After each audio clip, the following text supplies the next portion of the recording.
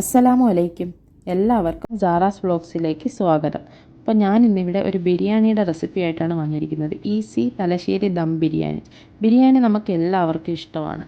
പക്ഷേ പലപ്പോഴും ബിരിയാണി ഉണ്ടാക്കുമ്പോൾ ഫ്ലോപ്പായി പോകുന്നു. കല്യാണ വീട്ടിൽ നിന്ന് കഴിക്കുന്നതോ ഹോട്ടലിൽ നിന്ന് കഴിക്കുന്നതോ ആയിട്ടുള്ള ഒരു ടേസ്റ്റ് കിട്ടുന്നില്ല എന്നുള്ളൊരു പരാതി എല്ലാവർക്കും ഉണ്ട്. അപ്പോൾ ഈ ഒരു രീതിയിൽ നിങ്ങൾ ബിരിയാണി ഉണ്ടാക്കി നോക്കിയാൽ നിങ്ങൾ ബിരിയാണി ഉണ്ടാക്കുന്നതിൽ പ്രോ ആകും. അപ്പോൾ നമുക്ക് റെസിപ്പിയിലോട്ട് കടക്കാം. അപ്പോൾ ഒരു ബൗളിലേക്ക് 1.5 കിലോ ബീഫാണ് എടുത്തിരിക്കുന്നത്.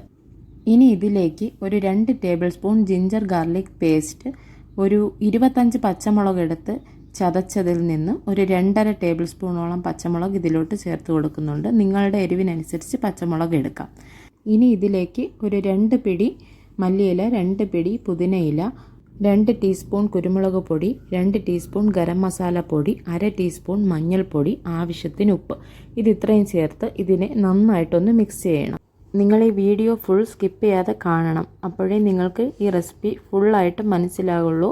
അപ്പോൾ നമ്മളിത് മിക്സ് ചെയ്തതിന് ശേഷം കുക്കറിൽ ഒരു 4 വിസിൽ വേവിക്കണം.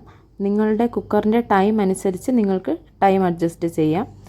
പിന്നെ വെള്ളം ഒട്ടും ചേർക്കരുത്. വേവിക്കുമ്പോൾ ആ ബീഫിൽ നിന്നിറങ്ങുന്ന വെള്ളം മതിയാകും. അതിനുശേഷം നമുക്ക് മെയിൻ പാർട്ടായിട്ടുള്ള ഒരു കാര്യമാണ് ഉള്ളി വറുക്കുക എന്നുള്ളത്. അപ്പോൾ ഒരു പാനിൽ 2 ടേബിൾ സ്പൂൺ നെയ്യും ആവശ്യത്തിന് വെളിച്ചെണ്ണയും ഒഴിച്ചിട്ട് നമുക്ക് ഉള്ളി ഒരു 3 സവാള വറുക്കാനായിട്ട് എടുത്തിട്ടുണ്ട്. അപ്പം അതിന് ഇട്ടിട്ട് 2 ബാച്ചായിട്ട് നമുക്ക് ഫ്രൈ ചെയ്തെടുക്കാം. ഉള്ളി വറുക്കുന്നത് മെയിനായിട്ട് ശ്രദ്ധിക്കണം. കാരണം അതിൻ്റെ ഒരു ടേസ്റ്റ് ബിരിയാണിയുടെ ടേസ്റ്റിൽ മെയിനാണ്. ഒരു ഗോൾഡൻ കളറാകുമ്പോൾ നിങ്ങളതിനെ വറുത്ത് കോരണം. അടുത്ത ഒരു ബ്രൗൺ കളറായി കഴിഞ്ഞാൽ വറുത്ത് കോരി വെച്ചതിന് ശേഷം ഒരു ഷെയ്ഡ് കൂടുതൽ കളറുണ്ടാവും. അപ്പോൾ ബ്രൗൺ കളറായതിന് ശേഷം കോരിയെടുത്താൽ ഉള്ളി കരിഞ്ഞതുപോലെയാകും. ബിരിയാണിയുടെ ടേസ്റ്റ് മൊത്തം മാറും. ഉള്ളി വറുത്ത് കോരിയതിന് ശേഷം ചൂടോട് തന്നെ അതിനെ കൈകൊണ്ട് ഇങ്ങനെ അടർത്തി മാറ്റി ഇട്ട് കൊടുക്കണം. അല്ലെങ്കിൽ അത് കട്ട പിടിച്ച് കിടക്കും.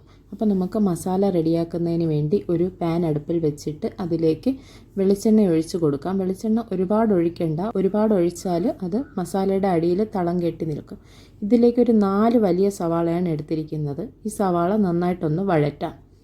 സവാള വഴറ്റുമ്പോൾ അല്പം ഉപ്പും കൂടെ ചേർത്ത് കൊടുക്കുക. അപ്പോൾ വേഗം വഴന്ന് കിട്ടും. അപ്പോൾ സവാള വഴന്ന് വന്നതിന് ശേഷം അതിലേക്കൊരു 4 തക്കാളി നീളത്തിൽ അരിഞ്ഞതും ബാക്കി ചതച്ച് വെച്ചിരുന്ന പച്ചമുളകും ചേർത്ത് നന്നായിട്ടൊന്ന് വഴറ്റി ഒന്ന് മൂടി വെച്ച് ഒരു മീഡിയം ഫ്ലെയിമിൽ ഒരു 5 മിനിറ്റ് വേവിക്കാം. അപ്പോൾ നമ്മൾ തക്കാളിയൊക്കെ നന്നായിട്ട് വെന്തുടഞ്ഞിട്ടുണ്ട്. ഇതുപോലെ സ്പാച്ചുല വെച്ച് ഒന്ന് ഉടച്ച് കൊടുക്കണം.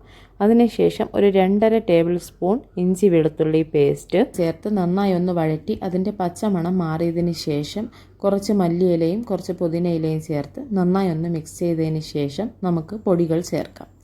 അപ്പോൾ ഇനി ഇതിലേക്ക് ചേർക്കുന്നത് 1/2 ടീസ്പൂൺ മഞ്ഞൾപ്പൊടി, 1 ടീസ്പൂൺ കുരുമുളക് പൊടി, 1 ടീസ്പൂൺ ഗരം മസാലപ്പൊടി, 1 ടീസ്പൂൺ പെരിഞ്ജീരകപ്പൊടി.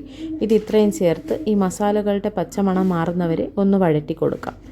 അതിനുശേഷം 1/2 കപ്പ് തൈര്, ഒരു ഇടത്തരം ചെറുനാരങ്ങയുടെ നീര്, ഇത്രയും ചേർത്ത് നന്നായിട്ടൊന്ന് മിക്സ് ചെയ്യാം.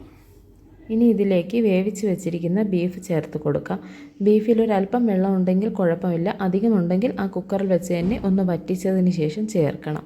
അതിനുശേഷം നന്നായിട്ടൊന്ന് ഇളക്കി കൊടുത്തതിന് ശേഷം ഒരു മീഡിയം ഫ്ലെയിമിൽ വെച്ചിട്ട് ഒന്ന് അടച്ച് വെച്ച് കുറച്ച് സമയം വേവിക്കാം. ഇനി നമുക്ക് റൈസ് ദം ചെയ്തെടുക്കണം. അതിനുവേണ്ടി കുറച്ച് നെയ്യും കുറച്ച് വെളിച്ചെണ്ണയും പാനിലോട്ട് ഒഴിച്ചതിന് ശേഷം കുറച്ച് കറുവാപ്പട്ട, ഗ്രാമ്പൂ, ഒരു രമ്പയില മുറിച്ചത്, ചിലയിടങ്ങളിൽ ബിരിയാണി കൈത എന്ന് പറയും, പച്ചമുളക്, ഇത്രയും ചേർത്ത് ഒന്ന് മിക്സ് ചെയ്തതിന് ശേഷം നമ്മൾ കഴുകി ഊറ്റി വെച്ചിരിക്കുന്ന അരി ഇതിലോട്ട് തട്ടി നന്നായിട്ടൊന്ന് വറുക്കണം. ഹൈ ഫ്ലെയിമിൽ വെച്ച് തന്നെ ഒന്ന് വറുക്കണം. ഒന്ന് വറുത്തതിന് ശേഷം നമ്മൾ 1 കപ്പ് അരിക്ക് 1.5 കപ്പ് അളവിൽ വെള്ളം തിളപ്പിച്ച് വെച്ചേക്കണം. ആ വെള്ളം ഇതിലേക്ക് ഒഴിച്ചു കൊടുക്കണം. ഇത് 1.5 കിലോ റൈസാണ് എടുത്തിരിക്കുന്നത്. അപ്പോൾ അതിനനുസരിച്ചുള്ള വെള്ളം തിളപ്പിച്ച് വെച്ചിരുന്നു. അത് ഇതിലേക്ക് ഒഴിച്ചു കൊടുത്തു. നന്നായിട്ട് ആവശ്യത്തിന് ഉപ്പ് ചേർത്ത് നന്നായിട്ടൊന്ന് മിക്സ് ചെയ്തതിന് ശേഷം നമുക്ക് അടച്ച് വെക്കാം. അപ്പോൾ നമ്മുടെ റൈസ് നന്നായിട്ട് കുക്കായിട്ട് വന്നിട്ടുണ്ട്. ഒട്ടും വെന്ത് കുഴയാതെ ഒന്നിനോടൊന്നും ഒട്ടാതെ നന്നായിട്ട് വന്നു. മസാലയും റെഡിയായി. നമുക്കിനി ഈ റൈസ് മസാലയുടെ മുകളിലോട്ട് ഇങ്ങനെ 2 സ്റ്റെപ്പായിട്ടാണ് ഇട്ട് കൊടുക്കുന്നത്. ഒരു സ്റ്റെപ്പ് നന്നായിട്ട് കട്ടയൊന്നും ഇല്ലാതെ സ്പ്രെഡ് ചെയ്തിട്ടതിന് ശേഷം നമ്മൾ വറുത്ത് വെച്ചിരിക്കുന്ന ഉള്ളിയുടെ പകുതി കുറച്ച് മല്ലിയിലയും പുതിനയും ഒക്കെ അരിഞ്ഞതും അല്പം നെയ്യും ഇതിന് മുകളിലോട്ട് ഒഴിച്ച് കൊടുത്തിട്ട് അടുത്ത സ്റ്റെപ്പ് റൈസും ഇതിലേക്ക് അതുപോലെ തന്നെ ഇട്ട് കൊടുത്തിട്ട് ബാക്കിയുള്ള ഉള്ളിയും മല്ലിയിലയും പൈനാപ്പിളും പുതിനയും എല്ലാം നമുക്കിതിൻ്റെ മുകളിലേക്ക് ഇട്ട് ഇതിനെ ദം ചെയ്യാൻ വെക്കണം. അപ്പോൾ ദം ചെയ്യാൻ വെക്കുമ്പോൾ ലോ ഫ്ലെയിമിൽ വെക്കണം. അടിയിലൊരു തവ വെച്ച് കൊടുക്കണം. ഒരു 10 മിനിറ്റോളം അടച്ച് വെച്ച് ദം ചെയ്യണം. അപ്പോൾ നമ്മുടെ ബിരിയാണി ഇതാ നമ്മളൊരു പ്ലേറ്റിലോട്ട് സെർവ് ചെയ്ത് വെച്ചിട്ടുണ്ട്. ഇതാ ബീഫ് നല്ല ചൂടുണ്ട്, നന്നായിട്ട് വെന്ത് നല്ല സോഫ്റ്റായിട്ട് വന്നിട്ടുണ്ട്.